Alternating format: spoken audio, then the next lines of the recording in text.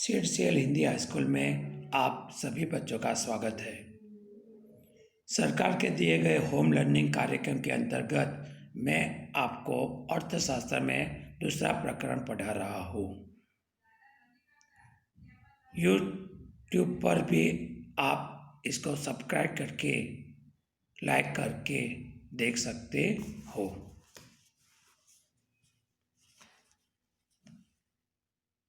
आगे देखें तो हमने आखिर में उत्पादन के साधन देखे थे और उसके लक्षण देखे थे। अब इसमें और आगे देखें तो व्यापार चक्र। मानव जीवन की तरह अर्थतंत्र में भी परिवर्तन आते हैं और इस उतार चढ़ाव और असंतुलन और परिवर्तन के मुख्य 4 प्रकार हैं। एक आकस्मिक आर्थिक परिवर्तन, दूसरा मौसमी आर्थिक परिवर्तन, तीसरा दीर्घकालीन आर्थिक परिवर्तन, चौथा चक्रीय आर्थिक परिवर्तन। उसमें पहला देखते हैं आकस्मिक आर्थिक परिवर्तन। अर्थतंत्र में आकस्मिक परिवर्तन होते रहते हैं। उदाहरण स्वरूप चक्रवात, बादल फटना, बाढ़ आना, अकाल पड़ना आदि आदि। और कई बार ऐसे आकस्मिक आर्थिक परिवर्तनों की जो असर होती है वो लंबे समय तक देखने को मिलती है। आकस्मिक परिवर्तन कई बार अर्थतंत्र के किसी एक भाग या प्रदेश तक ही सीमित हो सकते हैं। उदाहरण कृषि क्षेत्र, औद्योगिक क्षेत्र। दूसरा मुख्य प्रकार है मौसमी आर्थिक परिवर्तन। अर्थतंत्र में ऋतु आधारित परिवर्तन भी होते रहते हैं। ठंडी, गर्मी और बरसात।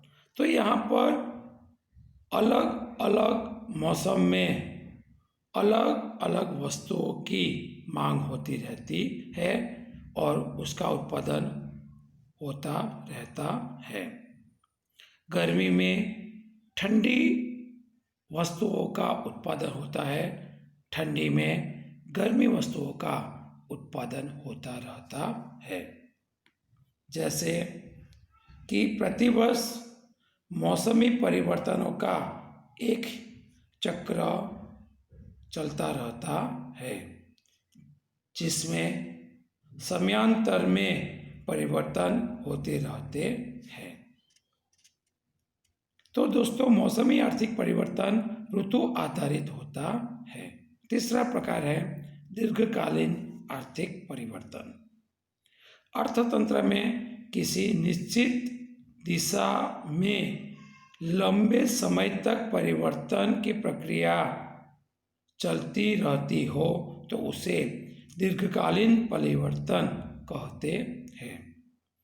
किसी भी गतिशील अर्थतंत्र में दीर्घकालीन आर्थिक परिवर्तन होते रहते हैं जो एक ही दिशा में होते हैं। यहाँ परिवर्तन चक्रीय नहीं होते हैं। चौथा मुख्य प्रकार है चक्रीय आर्थिक परिवर्तन। एक ही समयावधि में दीर्घ नहीं बल्कि उसके दौरान ऊर्ध्वगामी और अधोगामी आर्थिक रुझान का सर्जन चक्रीय आर्थिक परिवर्तन है। फिर से एक बार देख लेते हैं दोस्तों। एक ही समयावधि के दौरान ऊर्ध्वगामी और अधोगामी आर्थिक रुझान का सर्जन यानी कि चक्रीय आर्थिक परिवर्तन। यानी कि अर्थतंत्र में कई बार ऊर्ध्वगामी परिणाम भी देखने को मिलते हैं और कई बार अधोगामी परिणाम भी देखने को मिलते हैं। इसलिए ऐसे परिणाम या परिवर्तन को चक्रीय आर्थिक परिवर्तन कहा गया है। ऐसे परिवर्तन अनिश्चित होने के बावजूद उन्हें पहचान जा सकता है, यानी कि पहचाना जा सकता है। इस प्रकार के व्यापार चक्र चक्रीय परिवर्तन के रूप में जाने जाते हैं। अलग अलग अर्थशास्त्रियों ने व्यापार चक्र की भी परिभाषा दी है। तो आगे देखते हैं व्यापार चक्र की परिभाषा या व्याख्या। हेबलर के मतानुसार अर्थतंत्र में बारी बारी से आने वाले इच्छनीय और अनिच्छनीय आर्थिक परिवर्तन अर्थात व्यापार चक्र। हेबलर ये कहते हैं कि अर्थतंत्र में जो बारी बारी आने वाले इच्छनीय और अनिच्छनीय आर्थिक परिवर्तन है उसे व्यापार चक्र कहा जाता है। जबकि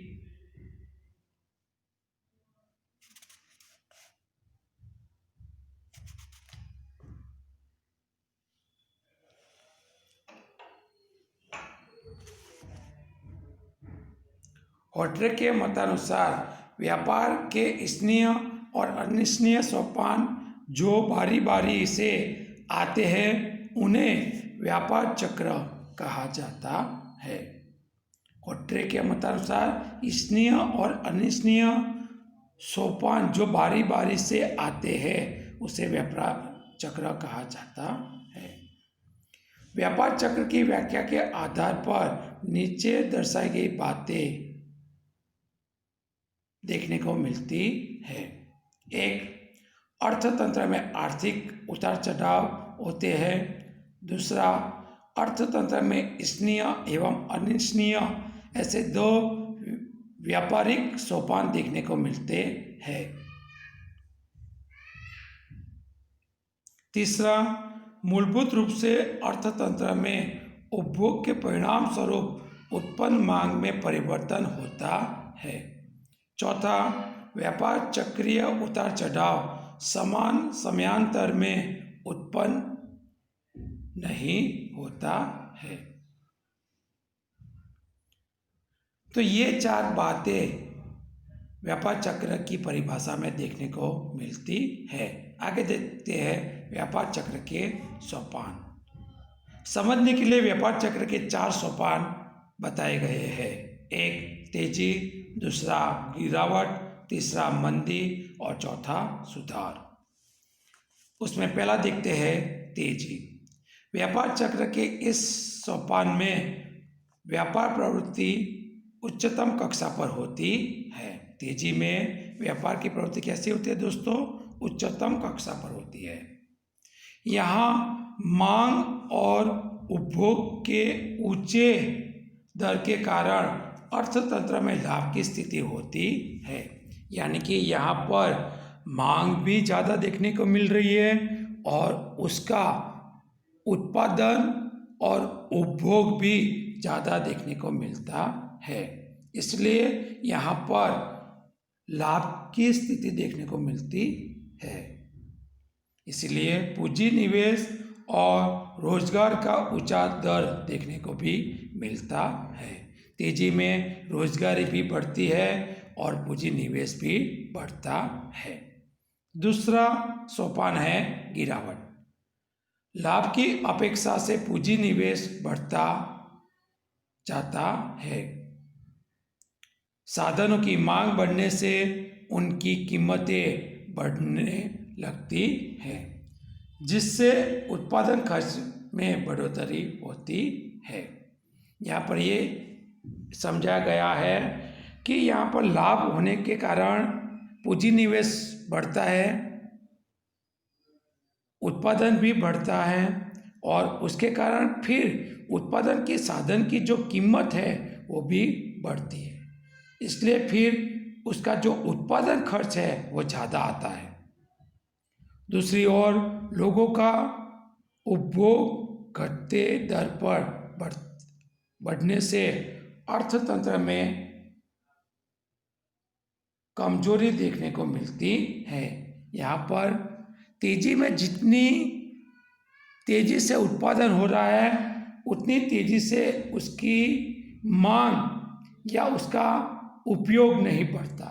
इसके कारण अर्थतंत्र में बाद में कमजोरी आती है, मांग कम होने लगती है, उपभोग में कमी होती है और नए पूंजी निवेश के लिए कोई आकर्षण नहीं रहता है। यहाँ पर भी मांग घटने के कारण उसका जो उत्पादन खर्च है वो बढ़ता है। उत्पादन खर्च बढ़ने से क्या होगा दोस्तों, जो नियोजक का या उत्पादक का जो लाभ है वो कम हो जाता है। इसलिए फिर उसको उत्पादन बढ़ाने का कोई आकर्षण नहीं रहता, क्योंकि दूसरी ओर मांग कम है इसलिए। तो ये दूसरा सोपान है गिरावट का। तीसरा सोपान है मंदी। मांग में कमी पूर्ति में बढ़ोतरी पैदा करती है। मांग में कमी पूर्ति में बढ़ोतरी पैदा करती है।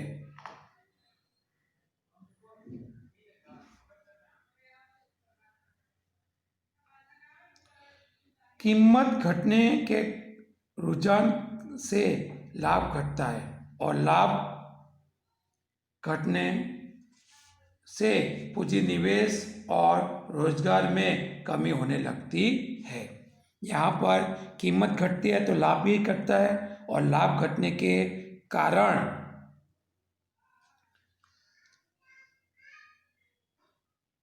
उसका पूंजी निवेश और रोजगारी भी घटती है। परिणाम स्वरूप और अधिक भाव घटने की उम्मीद से मांग में होने वाला परिवर्तन रुक जाता है, जिससे मंदी की स्थिति कही जाती है। यहाँ लोगों के पास खरीद शक्ति होने के बावजूद वे खरीदी नहीं करते, और मांग का अभाव पूंजी निवेश और रोजगारी के अवसरों में निराशाजनक स्थिति का निर्माण करता है। चौथा सोपान है सुधार।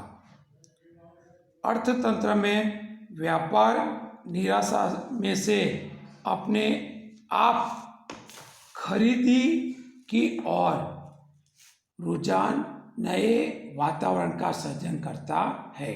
यहाँ पर जब मंदी होती है तो अपने आप मंदी के कारण कोई नई सोच, नया सुधार आता है, और नया सुधार के कारण ही वो उसकी मांग में भी परिवर्तन लाता है। मांग बढ़ने से लाभ की उम्मीद पैदा होती है, बेरोजगार साधनों को काम मिलने लगता है और आय में बढ़ोतरी होती है। आय में होने वाली बढ़ोतरी खर्च में बढ़ोतरी करता है। यहाँ पर आय में बढ़ोतरी होने के कारण खर्च में भी बढ़ोतरी होती है, और खर्च मांग को असरकारक बनाकर लाभ की परिस्थिति का निर्माण करते हैं। यहाँ पर आय में बढ़ोतरी होगी तो मांग में भी बढ़ोतरी होगी, मांग में बढ़ोतरी होगी तो खर्च में भी बढ़ोतरी होगी, और ये बढ़ोतरी के कारण अर्थतंत्र में सुधार आता है। इस प्रकार अर्थतंत्र में आने वाले चक्रीय परिवर्तन व्यापार चक्र है। हमें याद रखना चाहिए कि ऐसे परिवर्तन मांग और पूर्ति पर आधारित बाजार व्यवस्था में अधिक प्रभावशाली होते हैं। तो यहाँ पर दोस्तों प्रकरण दूसरा भी पूरा होता है। इसके बाद स्वाध्याय के प्रश्न के उत्तर दिए गए हैं, और इसके पीछे पारिभाषिक शब्द भी दिए गए हैं। तो उन सभी शब्दों को और प्रश्नों के उत्तरों को भी बच्चों आप देख लेना। तो बस आज के दिन के लिए बस इतना ही। अस्तु।